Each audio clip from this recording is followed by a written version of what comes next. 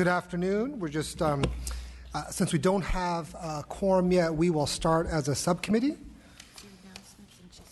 Two quick announcements. AB 697, item number 3 by Mr. Chu has been pulled, and the following items are on consent: items 8 and 9, AB 1040 and AB 1110. With that, Ms. Irwin, file item 6, AB 931.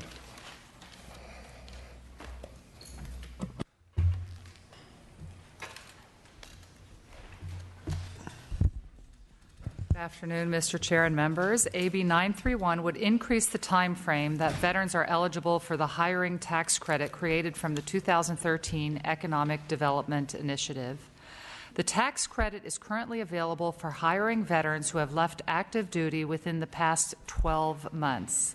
This bill will revise the definition of a qualified full-time employee by expanding the existing 12-month time frame to allow veterans to qualify for the program 36 months from the conclusion of active duty. According to the Congressional Joint Economic Committee report, the unemployment rate for Californians veterans continues to be substantially larger than the national average. The state's unemployment rate is also substantially higher for the new post-9/11 veterans who will benefit from this bill. The new employment tax credit began on January 1st, 2014, and although the data is still coming in, the FTB estimates that only 5% of the total tax credits claimed under this new credit are attributed to qualified veterans, and less than 50 employees in the state have applied for the tax reservation for hiring a veteran eligible for the tax credit.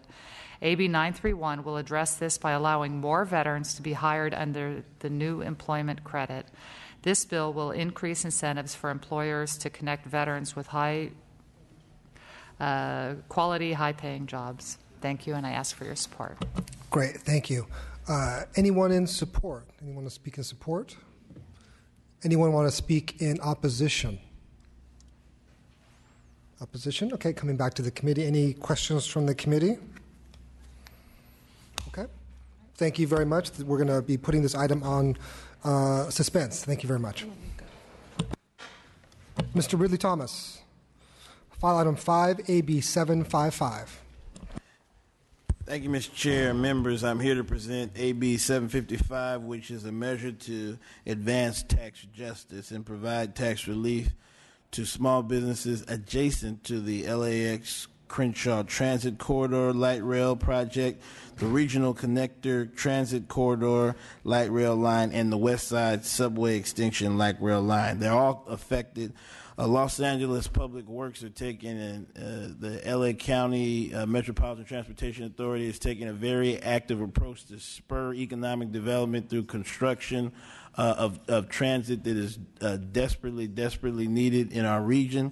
Unfortunately, it's impacted some of these small businesses along the transit corridors pretty significantly. This bill will provide sales and use tax relief in order that the small businesses affected by these projects, and these are hundreds and hundreds of small businesses who make relatively small amounts of money but are vital to our economy. They employ a number of local residents, and we want to see them done well in the long-term economic benefits associated with these construction projects as opposed to done injury. So we appreciate your consideration, Mr. Chair, and if you have any questions, we're more than happy to talk about transit, trains, construction, business, and growth in Los Angeles.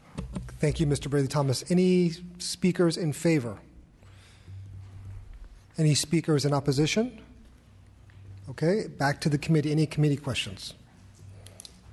Committee questions. Then I'll ask my question. So I'm very sympathetic to, I think, what you're trying to do.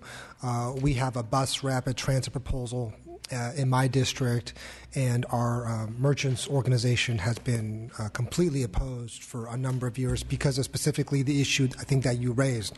I did want to ask, is there a reason why you limited to only that one corridor versus making it broader? Or so the bill actually speaks to 3 corridors. two of which are in the district, a portion of the district that I represent. The Crenshaw to LAX line, which is going to make it so that when you come to visit me in Los Angeles, you can hop on a train, come straight to my district office from the airport. Like most major metropolitan airports, San Francisco, you may be able to do that. The second is the West Side Subway extension, which is called the Purple Line. It runs from downtown to Brentwood. It will run from downtown to Brentwood under Wilshire Boulevard. And then the third is the Regional Connector, which is a large transportation hub that will be in downtown Los Angeles. So this affects three distinct projects that are over $1.5 billion each and affect a myriad of small businesses. So we are taking a regional approach with some of the core MTA projects. So to your question, we do more than just the Crenshaw area. No, I understand that, but I'm just, I guess the broader question is, we have issues in Sacramento with the. Oh, you mean outside of our county? Correct. Right. Oh, well, we knew that these projects were happening now, and they're all under construction currently. So we thought that these are pretty different geographic areas in Los Angeles. As you know, it's a big city and a big county. So we wanted to kind of focus on what the MTA was doing and how it was impacting small businesses. The MTA is actually a sponsor, and we already have one business association on record, the Greater Los Angeles African American Chamber of Commerce. But should you introduce a bill, if you do have a bill, we're more than happy to share our experiences and talk about how we can collaborate on them. But for now, we were just going to keep it specifically to Los Angeles because of the challenges. If you think that including other projects will keep us off of revenue and taxation suspense, we're more than happy to entertain whatever suggestions you might have. Thank you. Appreciate it. Any other questions from the committee members? And I have a witness in support if you'd like to hear retroactive affirmative testimony. I don't know that you necessarily do, but you could have 30 seconds. Chris McKaylee on behalf of LA Metro. We appreciate the thorough analysis that Ms. Jaffe did, and we'd like to work with the committee and the issues on pages 5 and 7 that were identified by your staff and the BOE to administer it and hopefully to lessen the cost impact. Thank you. Very good. Thank you. Any other committee questions? Then with that, thank you, Mr. Ridley Thomas. We'll be placing this item on suspense. Thank you. Thank you, Ms. Gonzalez. File item 4, AB 717. As Ms. Gonzalez has come up, we'd like to establish quorum. Madam Secretary, could you please call the roll?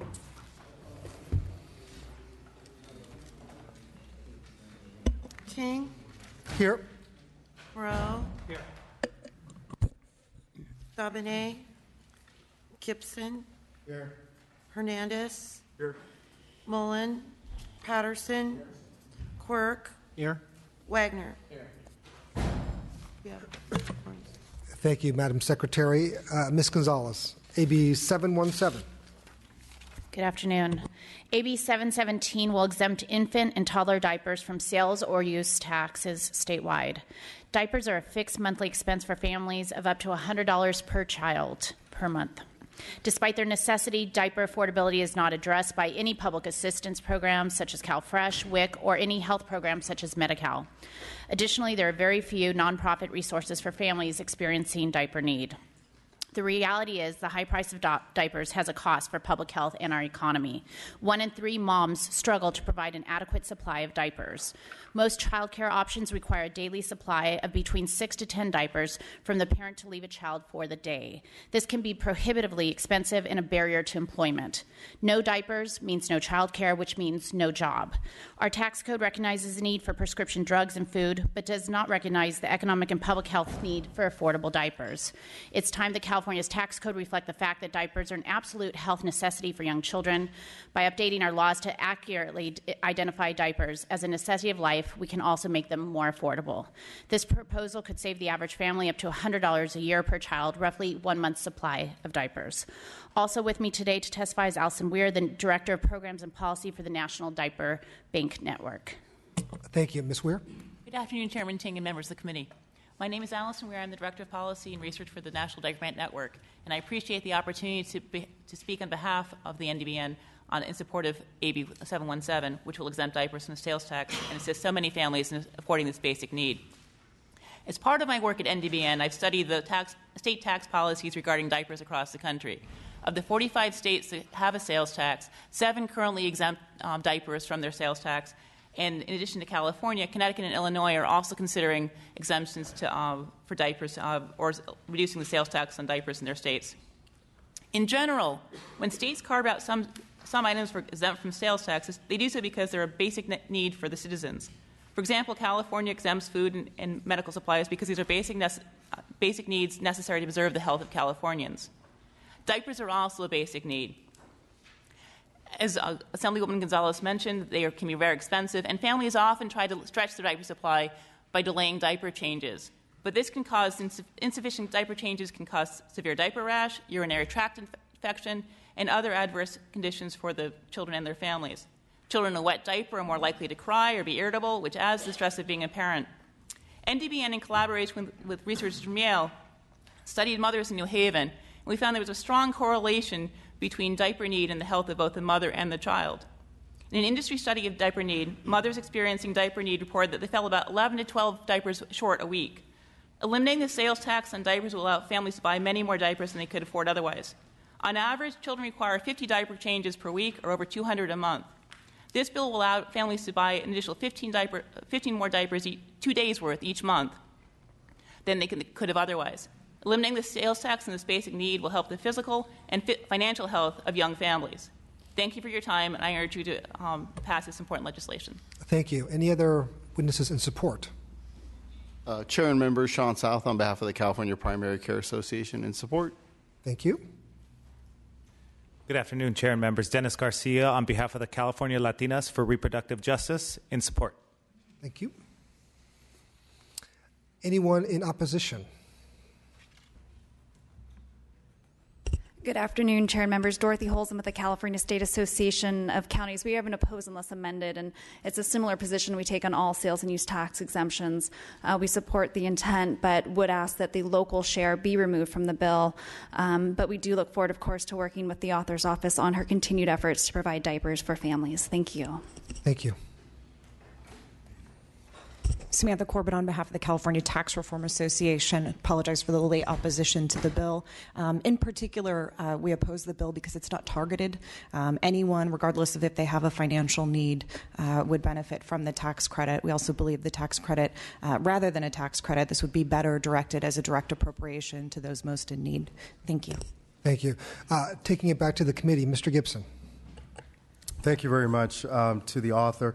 I certainly appreciate it. I believe that this bill was brought before the body at some point. Is this the first time?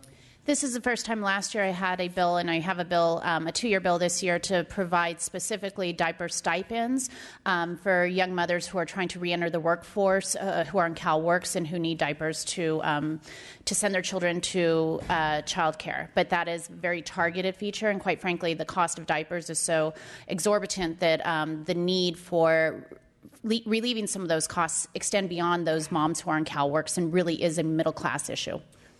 Let me say I certainly appreciate your effort, and I'm just reflecting on my own district and also just going back growing up where I lived in a neighborhood where mothers would actually go to their neighbors, just like getting sugar or milk and get Pampers and things of that nature. And certainly I think we live in a time that this issue is very, very important, and I think it's very significant to my district. So I would like to be added on as a co-author of this particular bill. Thank you very much.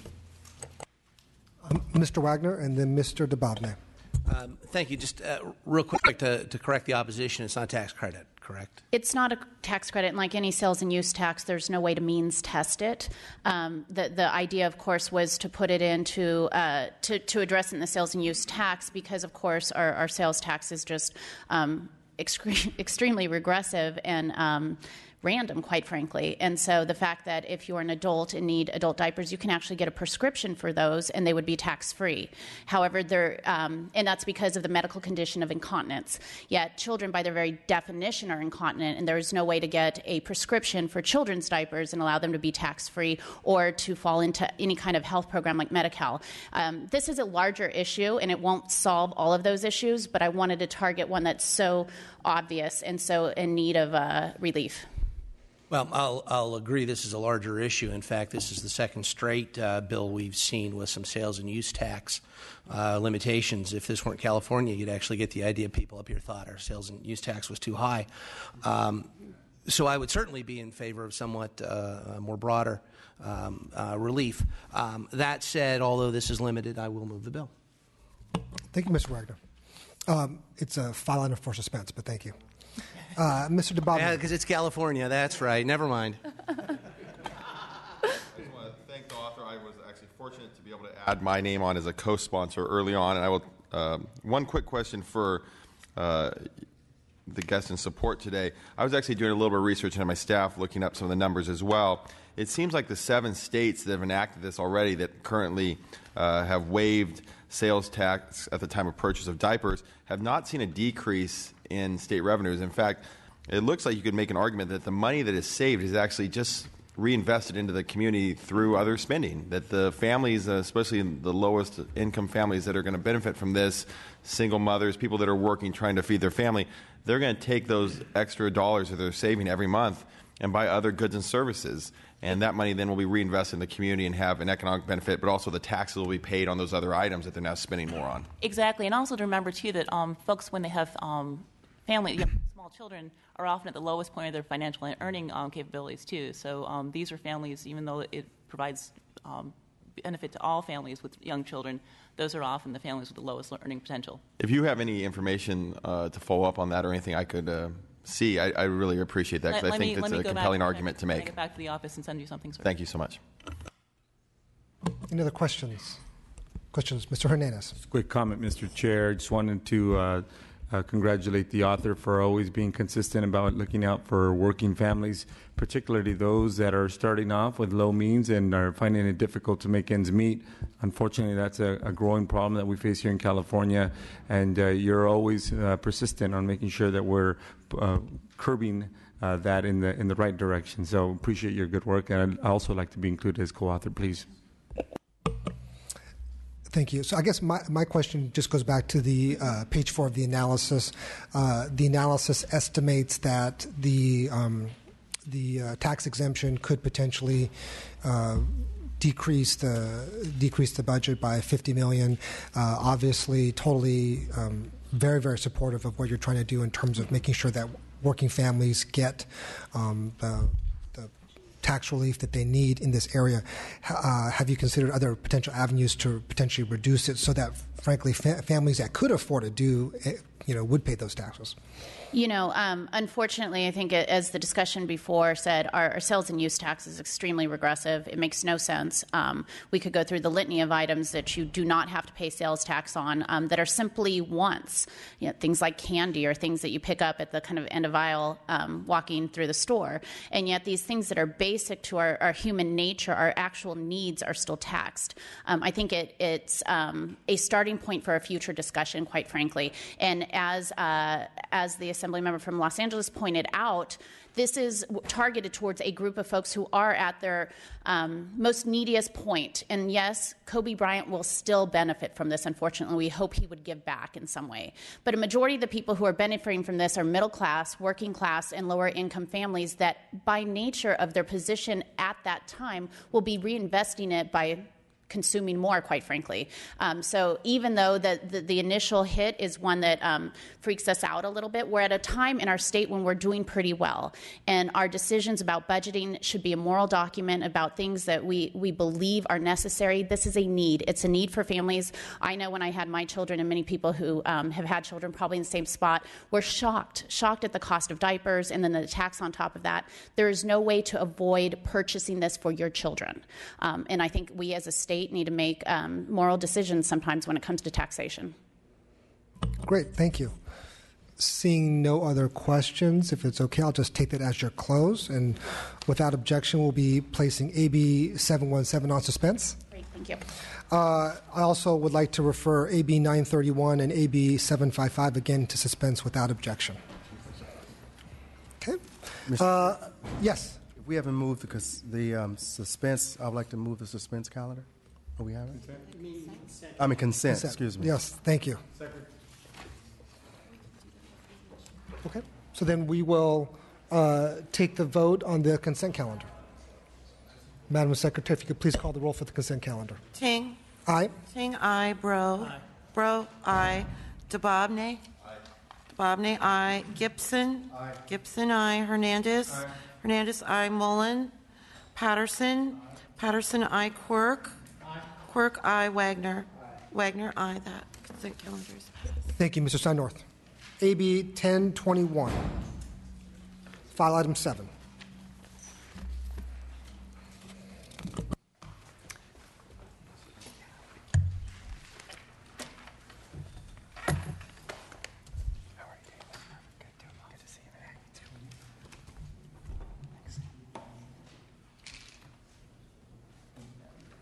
Please start. Thank you. Good afternoon, Mr. Chair.